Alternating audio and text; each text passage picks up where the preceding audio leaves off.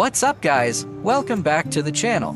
This is E1 Bike Expo Series Ep.04. In the last episode, we broke down all the high-end tech and prototype bikes over in the W Zone. Today, we're diving deep into halls E1 through E7 and hall N1. While the W Zone is all about cutting-edge experimental tech, the E and N zones represent mass production, industrial implementation, China's supply chain, and the future of everyday cycling. This episode is packed with industry insider insights and newly released production-grade tech. Let's jump straight into the E-halls. First stop, E1. This hall houses some of the most influential domestic bicycle manufacturers in China. Iconic heritage brands Phoenix and Forever have rolled out their upgraded lineups. Phoenix is showcasing its premium sub-brand Phoenix, covering BMX, dirt jump, and amateur race-focused models. Forever has launched an exclusive women's cycling brand called Shenli, ditching those outdated, oversimplified female frame designs. On top of that, Wyang Bike unveiled its 8.8 kilograms full carbon road bike, the Jinky, which has already racked up tons of pre-orders. Most frames here adopt Hydra-formed aluminum with seamless welds. The overall design and ergonomic tuning are optimized specifically for Asian riding postures. If you're after a dependable daily rider, E1 is an absolute must-visit.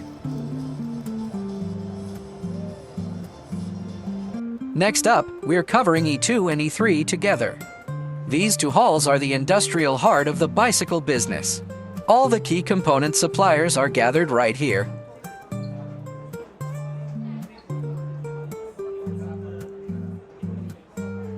The biggest highlight?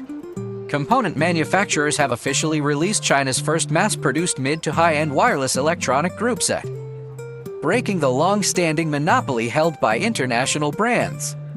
China's carbon frame technology keeps evolving at a rapid pace. Many manufacturers are dropping race-grade frames weighing between 750 grams and 850 grams, built with layered carbon stacking craftsmanship.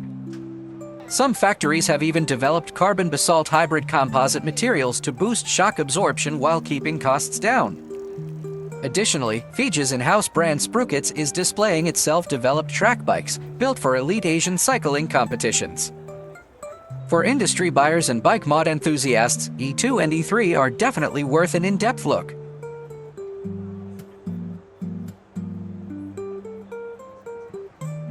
Moving along, we've reached the E4 tire zone. Tire performance makes up half of the riding experience.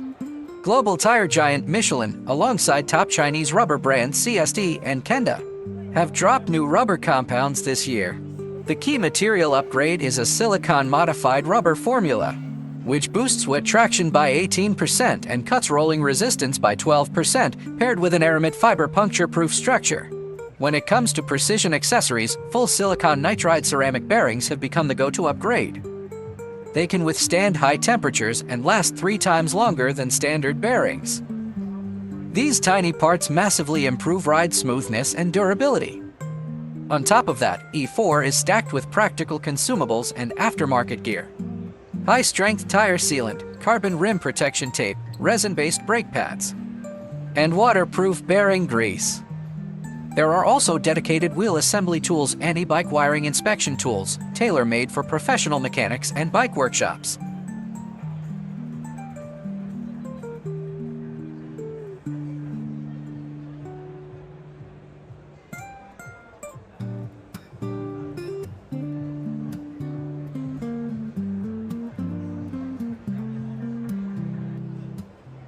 E5 and E6 are by far the most crowded zones at the expo.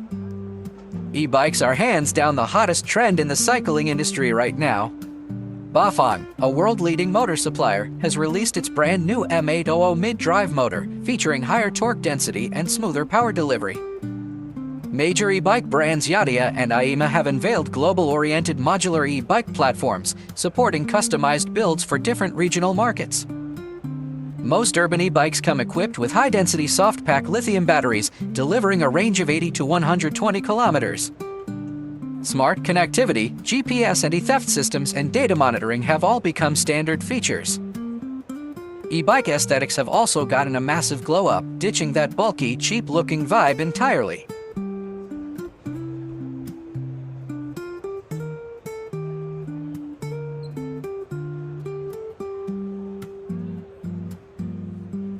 Right next to the mainstream e-bike zone, E7 caters to high-end luxury electric bicycles. Unlike practical mass-produced models, E7 prioritizes premium build quality and minimalist aesthetics. Most bikes here feature one-piece cast aviation-grade aluminum frames with zero weld lines. Premium leather seats and electroplated metal hardware create a luxury urban commute vibe. Certain models even come with in-house developed intelligently adjustable damping suspension.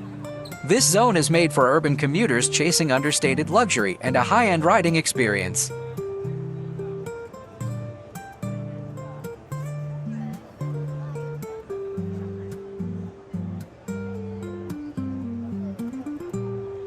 Our final stop for today's tour is N1. This hidden gem of a hall serves as an exclusive niche high-end supplementary zone. Unlike the mass luxury brands in W1, N1 focuses on European handmade frames and limited edition custom bicycles. The biggest craftsmanship highlight here is hand-wet layup carbon frames. Every single frame boasts a one-of-a-kind carbon fiber texture, cured under vacuum at low temperatures. Liquid metal paint further elevates the high-end custom finish. Besides custom bikes, N1 also showcases premium handcrafted maintenance tools, including titanium alloy tool sets and limited edition leather tool rolls designed specifically for high-end bike collectors. If you're not into generic mass-produced bikes and crave exclusive personalized gear, N1 is your spot.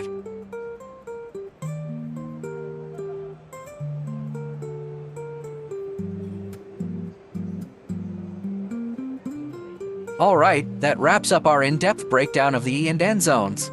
The W zone stands for cutting-edge innovation, while the E and N zones represent industrial mass production. Together, they paint a full picture of China's bicycle industry capabilities. Next up is the grand finale, Episode 05. I'll also give you unfiltered buying advice and industry forecasts for every rider out there. Do not miss this final episode. I'll catch you guys in the grand finale.